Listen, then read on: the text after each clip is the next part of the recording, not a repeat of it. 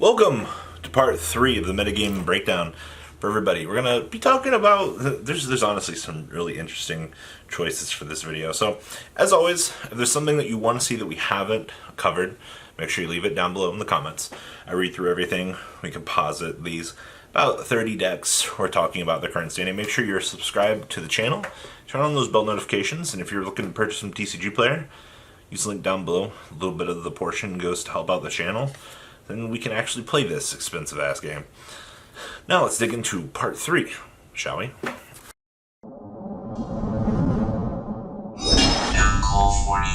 Alright, so decks that you can play and have a little bit of success with this format. First up is Weather Painter. So this one caught my attention coming out of the Omaha, Nebraska regional, finishing 6th place. We'll have the list for everybody later, but man, really? You can actually do stuff with this deck? My friend Cloud plays this deck all the time, and he worships it a lot. Like, it's his deck. So, like, everything I hear is, like, subpar boards, like snowy canvas, under a canvas interactions, and, like, some of your boards just don't seem like they're going to be the strongest. But Rainbow Canvas kind of fixed a little bit of those problems. And, I mean, the deck still has issues, but to see this deck basically finish X1 at a regional is very spicy. Also, players don't really know how to play around the deck. I think it's the biggest thing that Weather Painter's got going around for, honestly, any deck that is considered rogue at this point that does relatively well. It's because your standard player base doesn't really understand the interactions or how to handle the deck. And I would definitely say the same thing about Weather Painters. If this deck is going through an 8-round event and it's playing against players that they have to read all the cards. Well, one, reading cards slows down the pace of the game, so you're able to win easier in time. A weird analogy there. And just stupid little interactions that you've never experienced before. Actually, being a complete noob against the deck actually is really good. I'm not saying it's the only contributing factor, but man, oh man, it is a big one coming out of this. So, yes, I think Weather Painter could actually do something. The way the deck's looking right now, we might be sitting on like tier 2.5. Deck's definitely not the absolute highest here, but also being able to side in Madolche in your certain bad matchups to put your opponent on tilt seems so free. Like, we take that. Next up, we have Rocket Link. And the thing that caught my attention with this was coming out of New Zealand. Ever since the death of Agripane happened, and we finally got Strike Dragon, this deck's seen 2 tops, actually. Both actually out of New Zealand. A lot of players were trying this week 1 in the new ban list after Agripane got hit, and then the deck just went quiet. Like, I don't know what players just found out that the deck was booty. Alright, also, to be fair, you know, Nibiru exists, the giant rock from outer space, just ruins your best boards because you can't put the negate on the field anymore, which I guess your best plays are to go Red MD, revive, and extend, but like, those boards, cheers by the way, thank you for banning Agripane.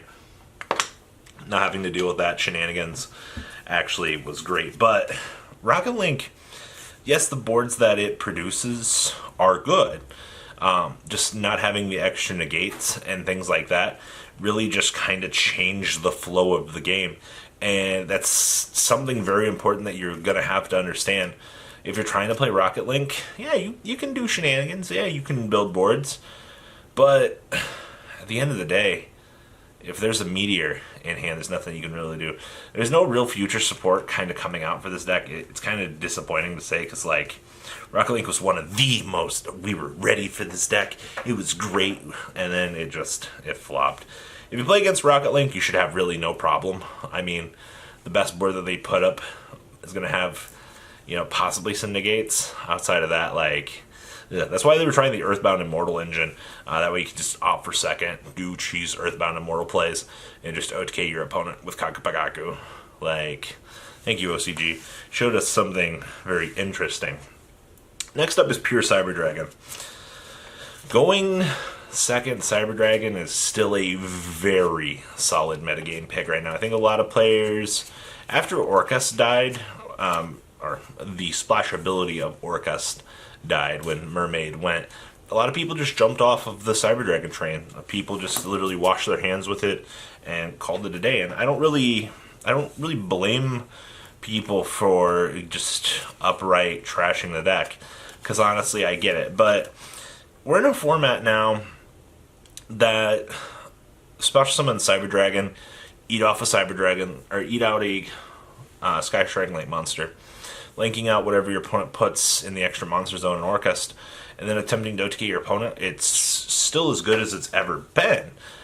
We've actually even seen Orcust, as of late, teching in Cyber Dragon Naxter as a level 1 that you can 1-for-1 out, or you can special summon from the hand, counts as a Cyber Dragon, so you can actually contact out. Same thing with Grand Manju, actually. Grand Manju decks are approaching this pretty much the exact same way.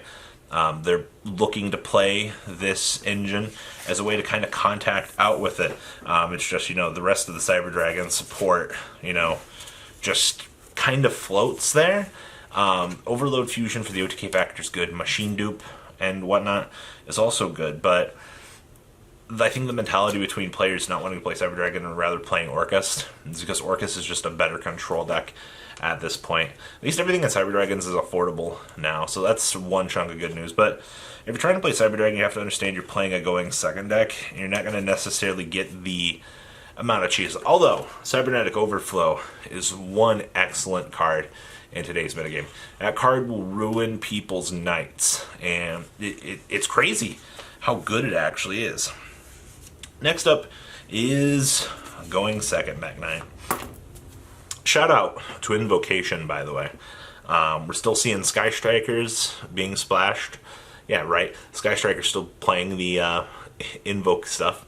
But we have Mech Knight as a pure deck. Shannon Long played it twice out, once in New York. Got another top at a YCS, I believe.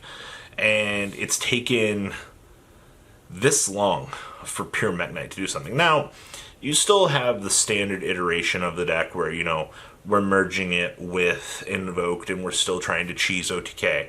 Alright, I also saw somebody trying to play Cyber Dragon, Mech Knight, Invoked, Sky Striker. I think it was another engine splash in there. Actually, it might have been Dinosaur. But the point is, that's a lot of crap really kind of sorted into one deck. But pure Mech Knight has the little lock that you can put on your opponent that doesn't really allow them to, get to play the game. And we've kind of noticed as of late that decks that can produce soft locks like Mech Knight, actually, I say that and I'm like, oh wait, Buster Blader should be a very good deck. We'll talk about Buster Blader in Part 4, Part 5 as long as it gets mentioned. But that being aside though, being able to do the key lock on the opponent, put your opponent into a bad position, doesn't normally seem like, a bad thing. But you can only consistently do that for so many events. And I don't know, it's interesting. Like, I just kind of feel like Mech Knight and Cyber Dragon, we're not in like a super good going second format. Like, going second Orcust is really good, but like, the decks that want to go second really don't get to go second. It's a weird, complicated thing. And the last deck we're going to talk about here is Madolche. Oh, yeah, that's right. Tiara Misu and Company was really good. Literally 2 ban lists ago. It was the rogue choice. We're going second, Kaiju's, Tiara Misu, non-targeting shuffle back things. And then we just got into this deep crescendo format. Though, I will say this. Hey, Orcust players, keep it up. Can't wait for your next ban. It's right behind Engage going to 2. Alright. So, that being said, though, Madolche just can't break boards the way that it wants to. You can, basically with your opponent ending on Babel now in Orcust, everything's a quick effect. You're going to just have a bad time. Like, everything's going to be rotationed and set, and you're just like, well, what do I do? Like, why am I trying to fight this uphill battle that I'm just losing? And that's kind of the problem that we're seeing right now with, decks like Madolche. Like, the deck can be tier 2. It depends on the rest of the format. Right now, the deck is pretty much going back into sleeping mode.